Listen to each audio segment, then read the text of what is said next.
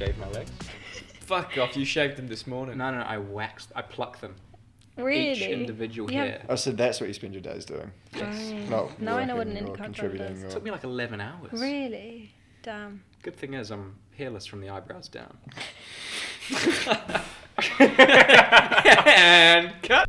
So, for the viewers, this is part 2 of Screaming Meals. X. But this is the exclusive part of Going Purple, Exactly. the Formula 1 podcast with Lissie Mackintosh. Never before heard. And my guests are wearing purple to mark the occasion. How fun. And drinking purple. Whoa. So, we have got Marcus Armstrong. Yes, you got that right. I almost got your name wrong there. You should have. James That'll do. Harvey. Blair. Yeah, that's the one. James Blair. Harvey-Blair. And Clement Novalak. You got that one right. Whoa. Hello. How are you all doing? And how's Screaming Meals been going recently? Spiffy. Can I just paint a picture for you folks on Spotify? God, here we go. Clement wearing a very tight white shirt. Yeah, it's quite tight. Looking very beautiful there with his hair slicked back. Quite muscular Very as well, muscular. if I could say as much. And James, you looking quite the opposite, mate, with a loose purple t-shirt. Wow. Muscles not really bulging. And The necklace makes up for it. Thank you. beautiful Yep. necklace. Mm-hmm. I'll give you that. I'm quite proud of the fact that I've not been to a gym in 6 years. I live in the You gym. must go to the gym a lot.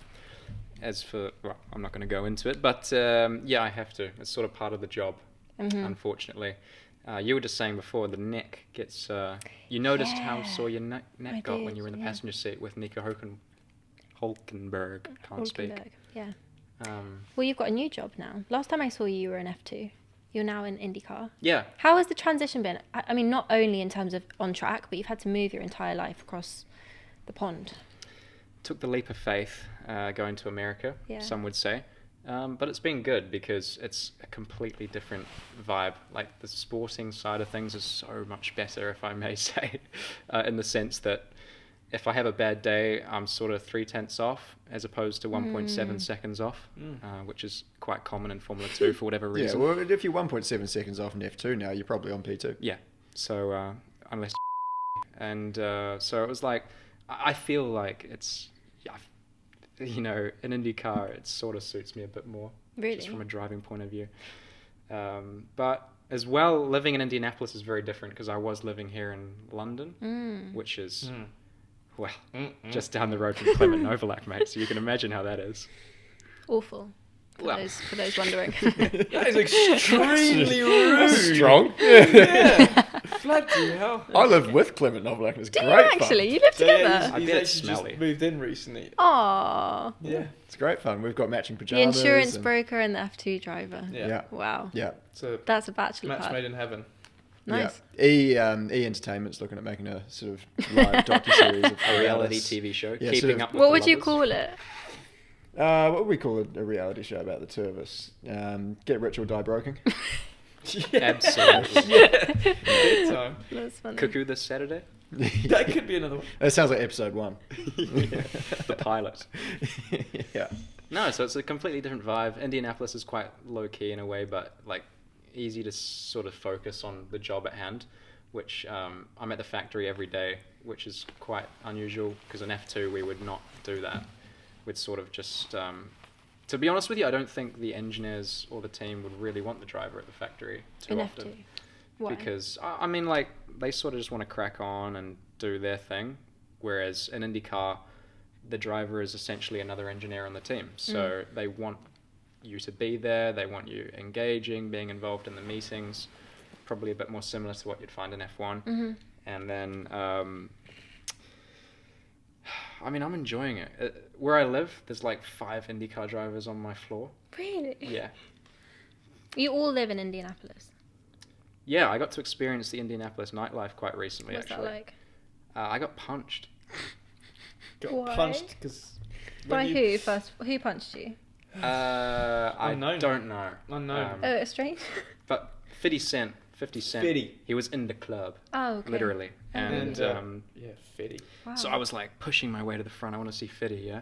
And, well, this bloke did not want me in front of him. So he just turned me around and went, dadoosh. Oh my Dirty, gosh. straight to the stomach. Straight in the stomach. Wow. And Good thing you go to the gym so much, you know, that's when it really comes in handy. I wish, honestly, but I was like wincing in pain trying to act tough, like, because I was with a friend, and it's like, I'm all good, Friend. I'm all good, don't worry. And I sort of like waddled back to the table. Was there a moment for you where, like, the penny dropped and you were like, I've got to leave F2? Like, I'm not... Talk me through what your decision process. The outlap and ART. Tell me about it. Was it like a really... okay, tell me this. Was it a really happy decision to leave? Or was it a sad decision? That's a really good question, I must say. I think it's hard to come to the reality that you're not going to get to F1, or at least not in the next 2 years. So it's like, just never give up, you know. You look at De Vries, he was 3 years in F2. After his second year, he looked like he was not going to get there, and then suddenly he's Formula E champion, and now he's in F1 again. So I was like, after my first year, it was a catastrophe. I'd obviously just finished second in F3, and I was like, you know, I believe in myself that I'm good enough to be in F1. So it was a sort of a situation where, all right, I've got to do another season in a different team, new environment, see if it happens any differently, see if it clicks. It didn't. Decided to go for a third year with a team that I was more familiar with, High Tech, and unfortunately, once again, it didn't click for one reason or another. And I mean, the F2 car is very peculiar, I'm not going to lie to you. Really? Now that I'm out of it, I can sort of say the honest truth, but some days I'd do an average lap and I'd be P2 on the grid. Other days I feel like I've done a mega job and I'm like P14. Well, you compared leaving F2 to walking through the gates of heaven. Did you? Is that what I said?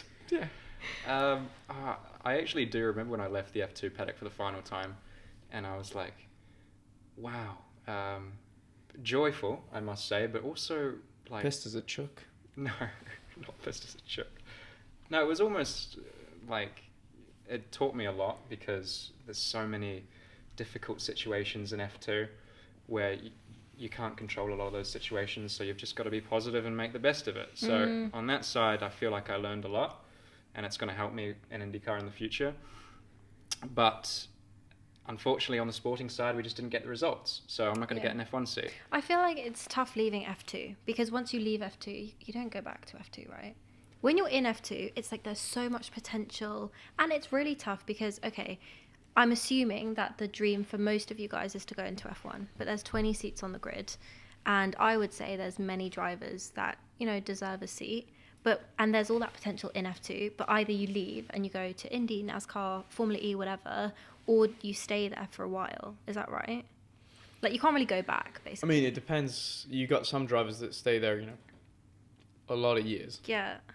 Not naming any, but yeah, no, it's true that once you leave that sort of ladder, you sort of, I wouldn't say you give up necessarily on the dream of getting to F1, but you sort of take a step back and tell yourself, look, there is a moment of realization where you say, like, the chances are essentially very unlikely that I'll make it into F1. So I've got to look at my other options. You go down the route, you can go to IndyCar, you can go to Endurance is quite popular, Formula E as well. I think there's quite a few young drivers now going into FE this year that are actually performing really well, which is cool to see. Jake Hughes in Hughes is particular. smashing. Hughes massively. Happy for the bloke. Yeah. He deserves it, because he was one of the guys that got shafted by the process. Really? And I know how good Jake is. I've always raced him, like an F3 and everything, really. And he was just like, he never had the momentum. Yeah, do you think you have to be a certain level of marketable to be in Formula One these days? Definitely. Oh, I think it helps, for Really? sure, because especially when you come from not necessarily... like, for example, say you're a certain nationality that's never made it to F1, it's massively marketable, because if you're the first driver from a certain country to come in, you generally, you could say it's easier to find backing and to find a way to get in. I think as a whole, though, F1 is basically, you need 4 things to be able to get in. You need the talent. Okay.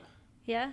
You need the timing is essentially, I would put timing and luck pretty much in the same boat, and then you need that sort of I wouldn't say necessarily political help, but also maybe the backing from sponsors and so on. The financial help. Money. The financial help, let's say. In some cases, not so much if you go directly to a very strong team, like say Lando went to McLaren and so on, you've got that stepping stone straight into a leading team which doesn't really need that backing. But if you go to a Williams or one of those teams, they always enjoy the fact that they can also get a driver who can help on a financial side. And as a whole, you need those 4 things essentially to make it. And I think it's very difficult to have them all 4 happen at the same time, let's say.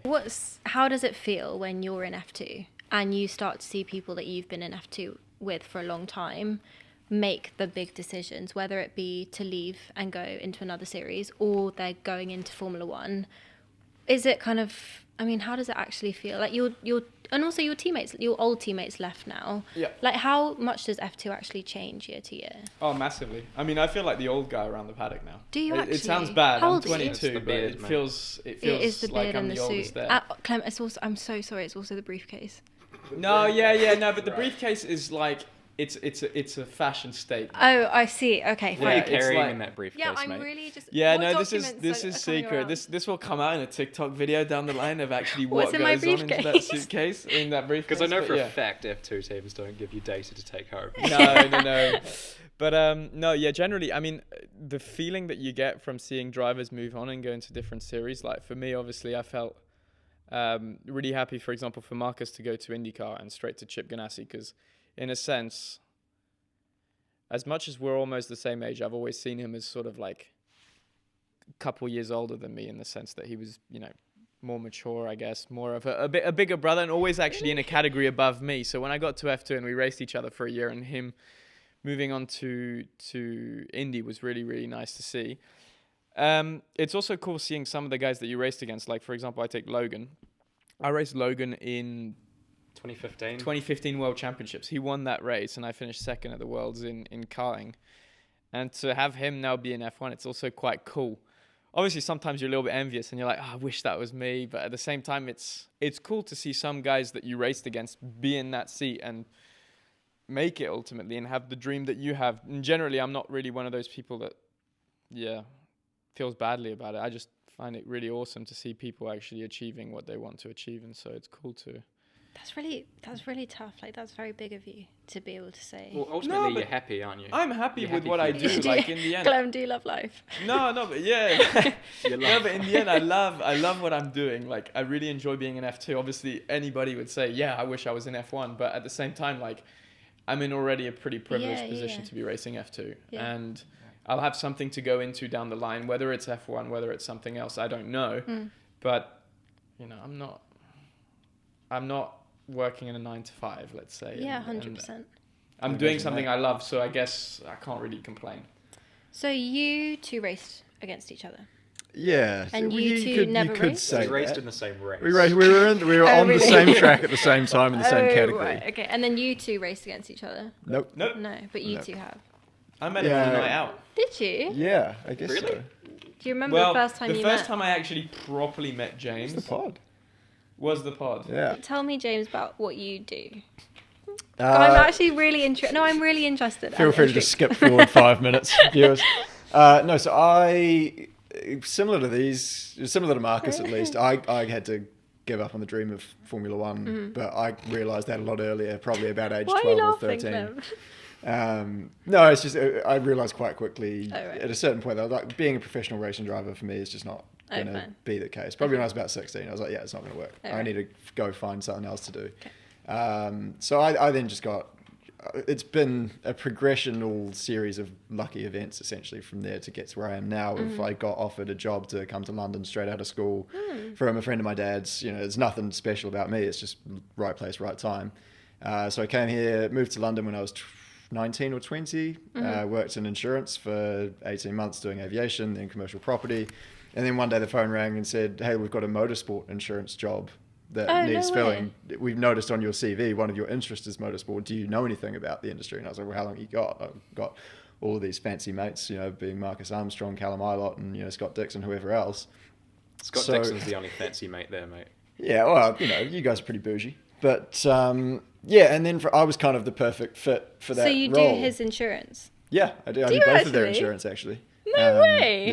Yeah. So so the insurance I do now, I look after drivers as far as personal accident, which is essentially their medical expenses if they get hurt, sort of death and disability benefits as well, which is the slightly less glamorous side of it. Yeah. Then there's crash damage, which everyone needs insurance for as well. Especially and then, Clem. Yeah.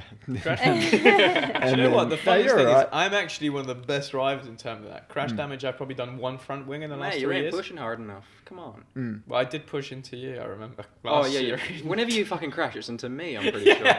Yeah. Have you two crashed big before? Him and I. Yeah. Oh, And do you actually get angry with You've each come other together on the track afterwards? once, right? have we? Yeah. We have, yeah. And Jeddah. Oh, you mean Jeddah, yeah, Me yeah. and Clem. Yeah. Yeah, Yeah, multiple once- times. What's it like? Is it really awkward? Or are you just So like... it's funny because in the heat of the moment, it's sort of like everybody's device. Like, I don't want to talk to you anymore. Fuck off. And Perfect then, impression. just like that? Flawless. and then basically a couple of hours later, I look at each other and go, Oh, and really? basically just have a laugh. The yeah. day that he crashed into me at Saudi, it was his first weekend in F2, wasn't it? He didn't know how that, like, when you start a race with carbon brakes, they get really cold when you're on the grid not using them. He went into turn one, realised he had no brakes, hit the brake even harder to try and stop, ended up just locking the rears, hit the wall and hit me. Oh. and Pretty bad I moment. saw it all happening in my mirror. Like, I could see him locking his rears, going into the wall, and I was like, well, what can It's I fucking coming. do? At least he you know? had the courtessy to try and hit the wall first to slow down. Yeah, I did try to hit the He wall. did Did it hard you? to the wall. To be fair to you, you tried to miss me. And I saw Yeah. you do that, but I saw it happening and I was like, there's nothing I can do. I've got a car here and I'm just like, just waiting for old Clemmy to hit me. And I got out the car and I was just like, I didn't even get angry. I was just like, well, fuck, mate, use your head. That was the words But I that's used. even worse than being angry. It's like, I'm really like disappointed in you. Luckily, I was in a good mood though. No, he Yeah, was you in a won good the day mood. A couple before. hours after, he was like, don't worry about it, mate. Happens. Yeah, so you need Night's on insurance you. for moments like those. Yeah, exactly. Yeah, and even for like other moments in Jeddah where Enzo had to get airlifted to the hospital or whatever, and Teo with that horrendous crash, look, you need coverage for that. So I'm lucky that I get to do that, and that's my job. I get to do insurance, which I actually really do enjoy. Even when it wasn't motorsport, I find it very interesting. But now I get to do sort of both sides of it, and by virtue of having the friends who I have, I've got some pretty good access to people and sort of resources that a lot of other people in my position don't have. So I reckon you would be a good like driver manager. I still manage Marcus Armstrong. Wow. He was managing my sponsors at one point last year. Yeah, Yeah. I reckon you'd be really good at that. And to be fair to him, Business-minded. he did a It's- great job. It's not worth the stress. Funny, I you can tell didn't you get that. compensated for it. Yeah, it's the he got cheapest job. absolutely zero from it. What? 0% commission. Wow, that's a pretty good deal for you. Did I not pay for your hotel? Nope. All my flights, all my dinners. Wow, it's all coming But out. I was honoured and proud to do it just for you, mate. I wanted to see you do well. So that's all the job satisfaction I needed on that one. Yeah. Would be nice if you chucked me a couple of grand though. Well, I mean, I always thought that you'd be a great driver manager, and I fucking told you that recently. I was like, mate, you'd be a great 20%er where you just... Because you know so many team bosses. It's not worth the stress for me Yeah. to do that. I mean, it is a valid option that probably something I could do, but not just digging you out for the sake of having fun with it. But racing drivers in general are the most horrific people in the world to deal with. They march to the beat of their own drum. They will not show up anywhere on time. They will get somewhere and they might be doing a podcast, for example, and get the guest's name wrong twice in the first 5 minutes. They're who did just that? unbearable. Yeah, God knows who have that kind of That was audacity. quite bad, come on. Just for Um, those of you who don't know, Marcus called me Lily. Can I just Twice. apologise for that? No, it's not accepted. I wasn't clinking fairly, and I must apologise. Yeah, so exactly, and that's why I don't want to be a driver manager, is because you just need to deal with drivers. Yeah, you have to just be basically. in their corner. I'd rather be their mate and sort out their insurance Yeah. for them than try and sort out their entire lives for them. I reckon insurance salesmen are up there with the worst people in the world as well. Do you 100%. think? Because insurance... Do you do a different voice at work? Is it very like... No, if anything, it's 100%. When you pick up the Really? phone, what do you go? it's James more- Harvey-Blair? no, it's How can I help you? actually it's G'day James speaking. No, it's religiously. not. G'day, James. 'Cause- How do you answer the phone? No, I don't. do you know, Marcus answers the phone like this, Yeah. and you'll go hello, and he'll go Yeah, what do you want? Like, well, you called me. Like, I've got nothing to say to you. It's the most infuriating thing in the I world. swear that insurance salesmen look at me the same way Scott Disick looks at girls in a club. Yeah. Scott Disick. Yeah. Interesting. Not Analogy. Let me Disick, not Dixon. Flip it like Disick. Well, like Oh yeah. my god. Apart from James, obviously. Yeah, I like to take this, and that's why I pick up the phone and I say, "G'day, James speaking," because I like people to sort of get what they should expect for the duration of our relationship off the bat, of just very casual. What do you need? I'm here to help you out. No worries. So you guys are from New Zealand. Yeah. New Zealand, mate. Similar part of backbone. New Zealand? No, actually, Marcus is from Christchurch, so you're an hour and a half flight south from where I grew up. Oh. But because of the New Zealand karting kind of scene, you end up you see people from all over the country, and obviously the same goes for Europe. You know, you end up with a hugely international range of mates doing what you guys did. But yeah, like Marcus, and I've told this story a few times. Like, no one liked Marcus in karting when he was like probably like 11 till 13 when Why he not? left, because he won. Like, he just Aw. won. He just desecrate these kids. Like, there was like, and any regular viewers of Screaming Meals will know how reluctant I am to pay a compliment to Marcus Armstrong. Yeah.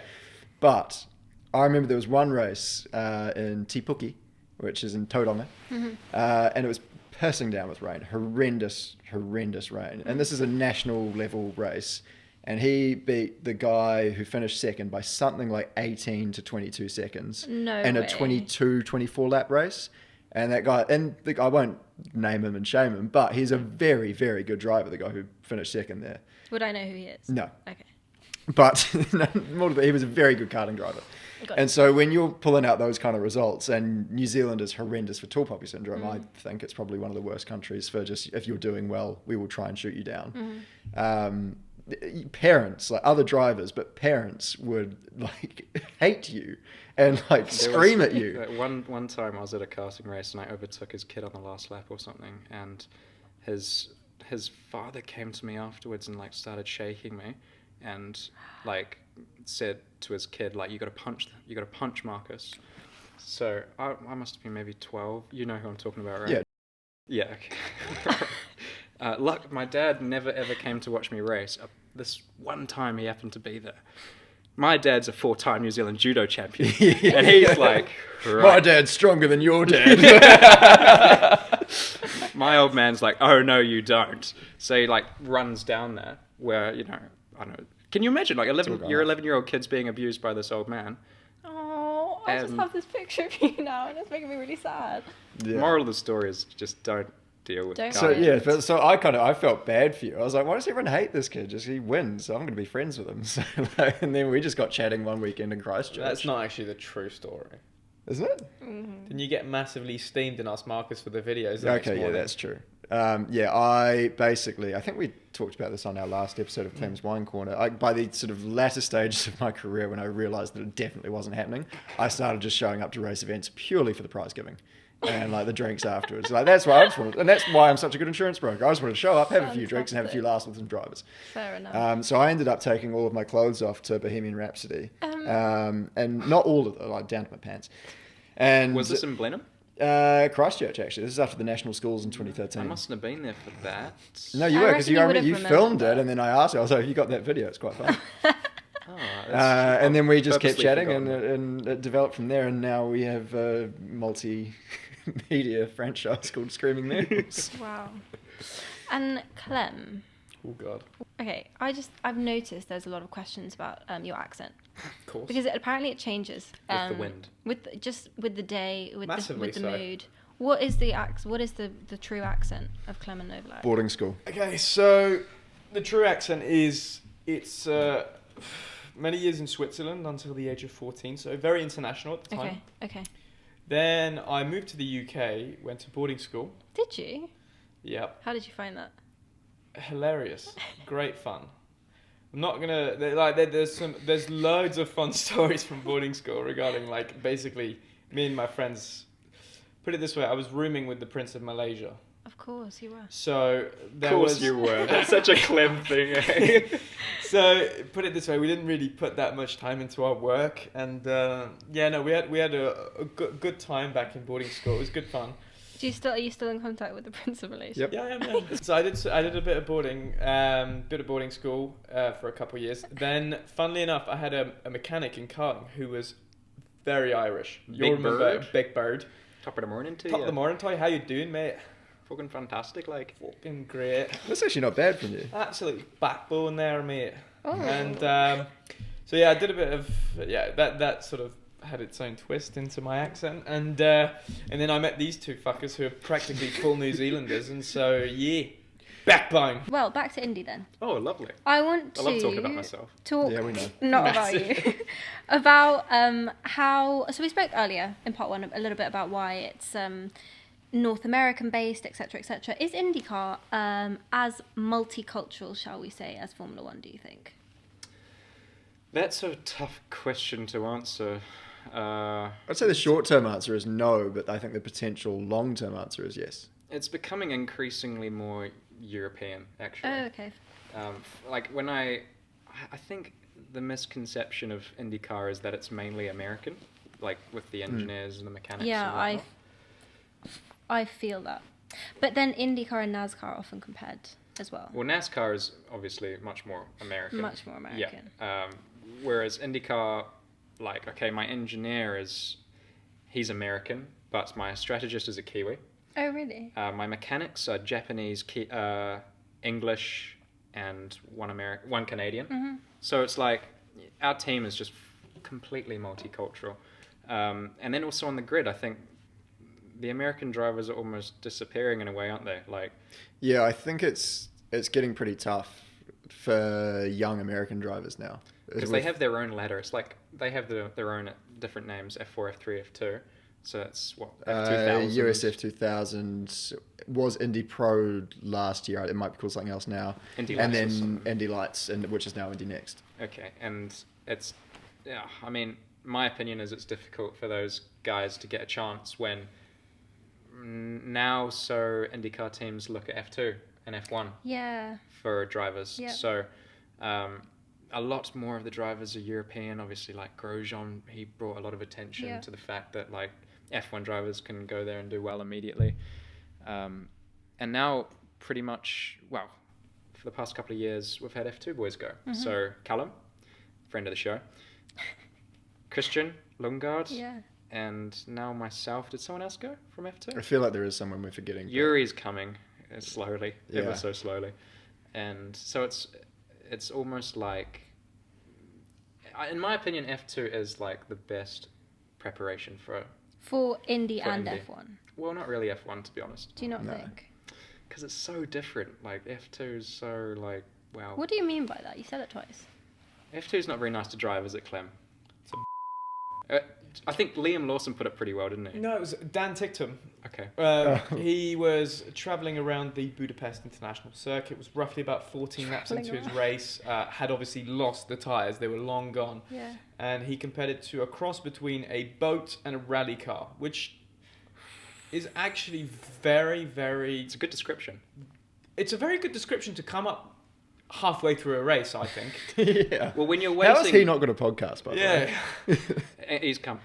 Okay. He's coming. No, but when you are waiting for 3 seconds in the middle of a corner for the car to turn, you have time to think. I mean, it's just F1 is like a rocket ship. Yeah. Like you drive an F1 car, and it's actually somehow easier to drive. Yeah. Because it goes where you want it to go. Obviously, the G-forces are so much higher, so your neck feels like it's being ripped off your shoulders. But essentially, where you want to go is where you go, because it's got so much downforce. The tire is actually a little bit compliant, and you can feel it. Whereas in F2, it's heavy, but there's no downforce. The tire is, for whatever reason, to the point where you can't feel it at all. I was saying also earlier that I really want to go to an IndyCar race. And you said that you don't race in all of them, not the ovals. Right. So tell me all about how IndyCar works. And there's 4 of you in a team as well. Yeah, so my team, Chip Ganassi Racing, there's 4 of us. Well, 5 of us really, if you include Takuma Sato. Do you know who Takuma yeah, is? I do know who he is. So he raced, for those at home who don't know, he raced in F1 many years ago. He was one of my, well, not really a hero, but someone like I watched on TV when I was like 5. You definitely knew who he was. Yeah, so, I used to play him on the PlayStation, so it was cool. Like, now he's my teammate. Well, we're sharing a car. He does the oval races, Okay. So Talk me through what those are. circles, Yeah. real fast. You don't. Well, it's essentially it's a very like a traditional American race, right? So I haven't done it before. Fair enough. What's the opposite of an oval? A straight track. Road course. Road and street, which is what I do. Oh, okay. So the team have essentially hired me because I have the experience on those types of circuits. I see. Whereas Takuma is a 3-time Indy 500 winner. 2, I think. So he has a lot of experience on the ovals. And I mean, if you did want to come to a race, I do. personally, I would suggest the Indy 500. Mm-hmm. But you don't race in the Indy 500. I don't race it. Damn. So we could Will almost you watch ever? it together. Oh. I'm- Will you ever race in it? I would like to race it. To be honest, I'd like to race this year, but Yeah. unfortunately the opportunity didn't come up. Nashville. I Yeah, know I'm coming to Nashville. you are going to come. I'm going to come to Nashville. All Are you right coming then. to Nashville? I'm coming with Ethan Harrigan. Are you, Are coming you to actually? Nashville? Yeah. When is Nashville? 6th of August, I checked. Clem will be there. You're coming to Nashville. It's the summer break. Maybe in Brazil. We don't race in Brazil, pal. No, I know it's not for Brazil. It's just for fun. What are you talking about? I don't know. I racing really like summer break. He I'd wants to rather go be on a bender break. in Brazil. Oh, he doesn't want to. He wants to go to Brazil, not Nashville. No, I may go to Nashville on the way there. Nashville's great. Okay. It's like the Las Vegas Tennessee. Well, yeah, it's essentially a cheap Las Vegas. But then also there's this sort of thing in Nashville where you'll see bridesmaids doing their what's the party called? Hen party. A Hindus, party. yeah, yeah. Party, dude. And they go around the city on a bus. You should next time just join in. Just get on the bus. Do you reckon we could start like a sort of Screaming Meals branch off for like you hosting bachelorette parties around Nashville? What would your role be at the bachelorette party? Oh, let's not go there. Let's not go there. Oh, Have you ever yeah, been to a bachelorette party? Probably. Probably has. Maybe he was uninvited. Probably. I mean, if you do fancy me coming to your hen party, just give me a shout. He's for sale, as I said earlier. I manage Marcus Armstrong, so all inquiries, just ping me an email and we'll see what we can do for you. That's What's your funny. email, mate? James.blair@carol's.co.uk. Okay, I didn't finish. Okay, so Nashville's a goodie. Okay. Indy 500 is good, obviously. Long Beach is awesome. Long Beach is great, but that's like in 3 weeks from now? Yeah. You boys are going to be there. Yep. Party in the USA. Oh, Miley yeah. Cyrus. Massively Yeah, so. boy. What else? Those are your top ones. Probably the best one. Toronto might be good fun. I don't know. I haven't been Toronto. before. Oh, you do race in Toronto. Toronto. Toronto, Canada. That one's good. I find it interesting in the States, they always say the place and then the country. So, like, we're in London, England. Do you know what I mean? Yeah, yeah. On Well, all, we're on all in- like the we're in- movies and stuff. Miami, Florida. I haven't really been paying attention. Well, you're not. You're now, not. now I've said it, you're not going to be You're able not to good enough at unsee it. geography to be able to do that. Is my personal No, opinion. you're absolutely right. So, you went to boarding school. Yeah. Did you go to school? Did I go to school? And, Okay, so this And, is a um, hotly debated topic. and how do you race when you're at school and so young? So, well, don't ask Marcus because this is a question where Marcus has probably gone to 3 days of high school. I went to primary school, and then my attendance record for 2014 at high school was 51%. How old are you now? 22. Yeah. I have to think about that one for a So second. you were only 13 at this point. Yeah, but then I moved to London when I was And you didn't go to school. when I was 13, like just after that. So, school of life, I like to say. Do you? Going to the Interesting. Tesco's on my own and all that shit. Yeah. Oh, I love Tesco. Cleaning my clothes. You don't clean your what is clothes it at like? Tesco's, mate. Like you just. You have to grow up so quickly. You guys are actually so young, and Aren't you young as well? I'm 23. Well, We're all young. Me and Rory and our But, grey hair and wisdom can come. Do you know what I in time. mean? You have to be able to take care of yourself, move across the world, be in a team environment, and also be answering to media at such a young age. And not many people can understand that experience. Do you think that brings you closer together? And how lonely is it actually being a race car driver? It didn't used to. Like, it didn't... to be honest, I feel like when you're in karting, I mean, this is my personal opinion, like, you're friends, but you're also... You fucking hate each other in Frenemies. karting, Yeah. basically. Mhm. I thought. Like, I wasn't real close. I was close to you because you were my teammate, but the rest of them I was sort of like... Yeah. But then as I've gone up the sort of racing ladder, I've realised that we're all the same, mate. Like, in the end, like, we've had the same life. Mhm. some of us have gone to school, some of us haven't. But, apart from that, like... No, you're right, because actually I remember the question, I don't know if it was part 1 or part 2 you asked me, but like, what was the thing that struck you when you left the F2 paddock for the last time? Was the friendships, because the older you get, the more you realise that actually you're all the same. Yeah, It's so just you end up actually really getting along with those guys, and then... In karting, it feels like every heat race you're fighting for McLaren F1 seat, doesn't Yeah, it? literally. And then you get to F3 and you have a bit of an ego, and then you get to your 3rd year of F2 and you're you realise there's no fucking chance I'm going to F1. So, how are you, mate? If you 3 and Callum Ilott went karting now, who would win? I'd be 3rd at least. I would probably win if I was there, so let's take me out of the equation. Yeah, take you out. Well, James, you reckon you'd be 3rd? Yeah. Who's 4th? Well, as people might know, that Clement and I recently appeared in a quadrant video. Of course. Where did you finish? P4? Fourth, but because we actually slowed down for a lap to... I'm still pretty sure that was rigged. There's no chance yeah. Lando was a lap ahead. Absolutely no chance. It was certainly rigged. I watched it. It was rigged. Yeah. Yeah. But I was actually quicker than Clem. Yeah. Bollocks. So, no, I'll tell you exactly why. Because basically, so I got out of the pits. And so James was having the race of his life. Like, I kid you not. No. He was out there. He knew the track. He'd been going there for the last 2 years for the Lloyd's event. God, He's Lloyd's an insurance broker. Yeah, mate. exactly. Insurance brokers event at Buckmore Park. So James knew the track. He knew the karts. He knew the tyres. So I was coming in at a bit of a disadvantage. But as a professional racer driver coming in at a bit of a disadvantage. But at the same time, so we were sat down in the pits as they were doing the first part of the race. James was in P2. Clean air, nobody around him. Could really focus on nailing the laps. Good Lap downforce. after lap. Can I say, I earned that clean air. Yeah. Came in, I got in the car, and basically the plan originally was for me, Lando, and Max to basically just crash into each other the whole race. And it turned out to be an absolute shit show. Like, it was probably the best racing Yeah. that It has was come amazing. out of motorsport for the last 20 years. The Buckmore Park staff were furious. Oh, yes. No, they were furious. The karts came back. They were all destroyed. But... Great content. Oh. So James would beat you. But James beat me, yeah. On one lap, he was actually quicker than me. I must say, James, right, chapeau, my friend. Oh, thank you, sir. 2nd in the world at karting 2015. It's a long Yeah. time. Yeah, so basically what we're saying is that I should be in that Williams seat. I couldn't agree more. So who's winning? Who'd win? No, I think I do think you would win because you and Callum raced karts relatively recently. And Depends you were what you're quicker. driving. If you're driving to get boring, if you're driving KZ, I would win. If you're driving KF, Callum would win. No, not a chance. Callum I and would KF. destroy him. In KF. Yeah. So this is coming back again to this with their friends, but not really kind of vibe.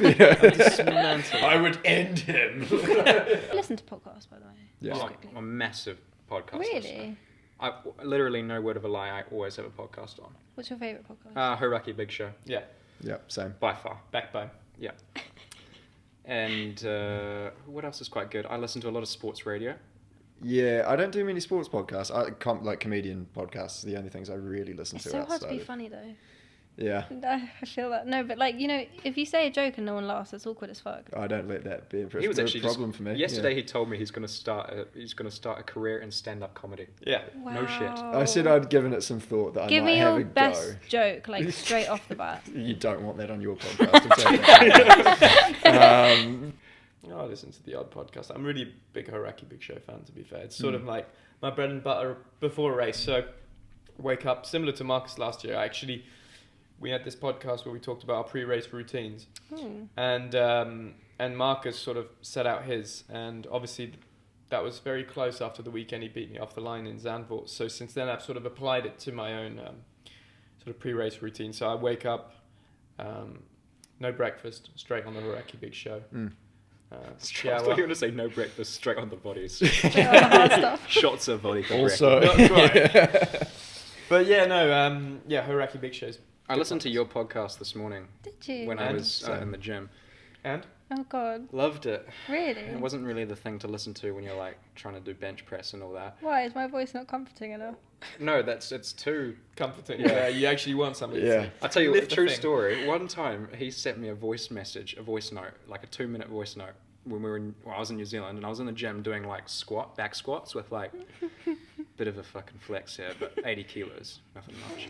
And I'm in the middle of a squat, and he says something so outrageous that I just burst out laughing and just throw the weight through the weight station in front of me. Oh. And the whole gym just like stood in silence as I'm just pissing myself laughing. That's the best feeling, don't you think? When someone sends you a voice note that's so funny you can't stop laughing in public. Yeah. It's one of my favourite feelings in the entire world. Oh, it's not good Oh, when the you're at the number of gym. times I've been on the tube and James has sent me something through that I'm listening to, and I just fucking start laughing, and I just start looking around, and then everybody's just Staring at you. You Clement Novalak. Do you get recognised on the tube? not on the tube. I've had a couple of people actually come up to me, like I've posted where I was, and like a couple of hours later, I've got a couple of people. Have you ever been to a play, Marcus? Sorry? Have you ever been to a play? A play? Yeah. No, Yeah, you're not have that you ever cultured. been to a play? There was one time well done. Whoa. Do you know who Shakespeare is? Do I know who Shakespeare is? Yeah, my mate Michael. William. William. Oh my god, this is so You say Michael? Michael Shakespeare. If you're watching the video, it's all gone to shit literally in the last 2 I minutes. feel like we started really, but it's been like an hour now. I Yeah. feel like my brain It's isn't probably really. felt that way for you, yeah. My brain isn't really kind of, Firing on No, there was I know, one but- strange one where you just we were having Michael dinner. Shakespeare, that's jokes. We had dinner in Mayfair. You, Marcus, myself, and Yuri Vips were having dinner in Mayfair, and we Say got Mayfair one more time. Mayfair. Subtle flex. Novikov in Mayfair. Oh, that was a goodie. And the girl in the coat room came up to Marcus at the end of the dinner and said, "Oh, sorry, like, are you Marcus Armstrong?" And then instantly you just look at me and go, "What have you done?" And I was like, "Nothing." I genuinely don't know. I was so confused. And then I thought that maybe Yuri had said, like, "Oh, wind him up." And then you later explained to me that Yuri's not intelligent enough to think that through. So that was a strange one. And this was before Screaming Meals as well. Like, she was just a Yeah. massive F2 Well, I actually fan. ran into her again at a race. In Mayfair? It was Monza, actually. When she was waiting outside the F2... Ding ding, what do you call it? Gates. Gates. Yeah. Yeah, a pretty simple word. Yeah, I've got some experience with those. And she was yelling out, Marcus, Marcus. And I was like, holy shit, I know you. Didn't I see you at Novikov a couple of weeks ago? In Mayfair. Yeah. IndyCar though, I have a question about teams and team culture. So you know how we were talking earlier about how different series have different cultures, etc., etc. I know in Formula 2, you guys move teams a lot. Well, a lot more than I would actually imagine had I just started watching Formula 2. But Indy, what's it like? Is there drivers like Lewis who have been with their team for many, many years? Or is it kind of you're jumping around a lot? What's the team kind of like culture like between teams and drivers? Are they as friendly as they are in other places, do you think? Yeah, well, it's funny you say that because we talk about that pretty often, really. Because in F2, it's almost like there's always going to be another driver, you know? Yeah. So you get... It's quite cyclical in a way. Like people leave, people come in, there's new drivers at different When teams. you get to July and it's like the team is already looking for your replacement in a way, isn't Wow. it? So whether that's good or bad, I don't care. But in Indy, it's like they live it and they want this guy to succeed. Certainly, that's the impression that I've got. Like my teammate Scott has been with the team basically since I was born. So Yeah, at least 20 years. I think he joined Ganassi. No, more than 20 years. More than 20 years. Yeah. 20 I I think- saw on his LinkedIn last year that it What's was like LinkedIn? 20 years or No, something. it was his 20-year anniversary was last December. Yeah. So Wow. yeah, so he's been there forever. First of all, I love how he has LinkedIn. That is Oh, I love a bit of truly LinkedIn. the Imagine being a racing driver and having links. LinkedIn. You should. It's good for business Fantastic. connections. Anyway, sorry. And yeah, they just sort of like they want you to succeed. So certainly, it's like if you have a bad day, it's not like toys are not being thrown out the cot. You know, it's not a disaster. You know, you get back on the horse and you work away. So you don't feel as much as because okay, again in F1, I would say, especially with the contract running out, or needing renewal, it's very race to race. If I'm not doing well last race, is it so much the same mentality in Indy of like, I am only as good as my last race? To some extent, I'm assuming yes. Oh my god, you sounded so much like Will Buxton there. You're only as good as your To last. be on pole position, you must qualify first. No, that's a good question. I don't know. No, because I think like Helio Castroneves, for example, won how many? I don't know how many. 4 Indy 500s. Whoa. This guy has a seat in IndyCar forever because he's... Really? Well, yeah, he's won 4 Indy 500s. Just like Takuma, he'll always... If he wants a seat, he can have a seat because he's won before. I think in F2, if you've won a couple of races, there are no guarantees you're going to have a seat the following year. Or even in F1 for that matter, you know, like... Yeah, I agree. You could win... I don't know who's a good example. Daniel Ricciardo, great example, right? So he's won plenty of races before. At one point, he looked like an absolute superstar, doing like the most phenomenal overtakes you've ever seen. Neck minute, you're, out. So it's... Yeah, I think like from the outside looking in, Formula 2, specifically Formula 2 versus IndyCar, where if you've got a character in a Formula 2 seat, that brings no financial benefit to the Formula 2 team whatsoever. They get their money from the next driver.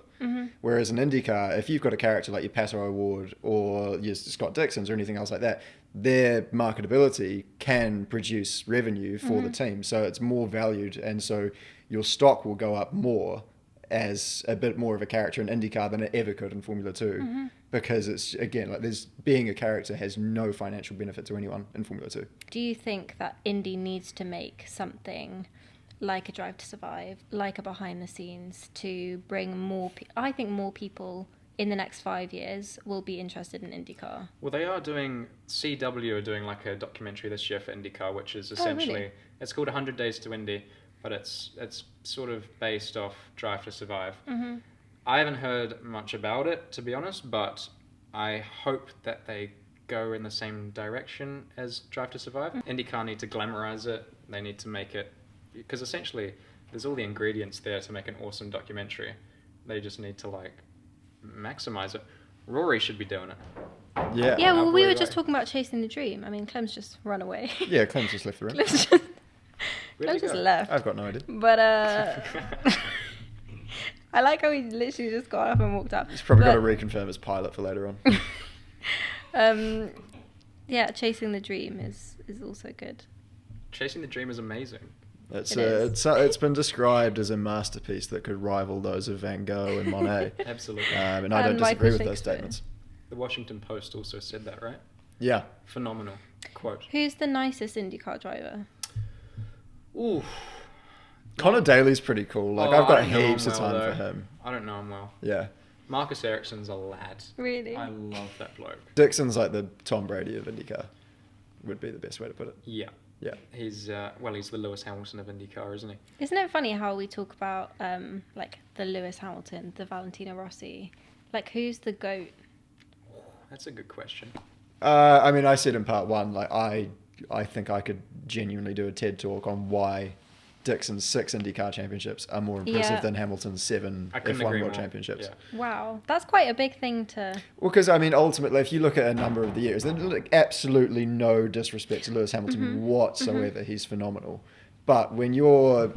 And not a lot of those championships beating your teammate, and that's the championship done, versus when you're competing against 2 or 3 other Ganassi cars, 3, 4 Penske cars, the Arrow McLarens, every other good team up and down the IndyCar grid. When you're competing week in, week out, literally against 25 plus cars, for me, that's more impressive, taking those wins, than it is beating your teammate in the fastest car on the grid.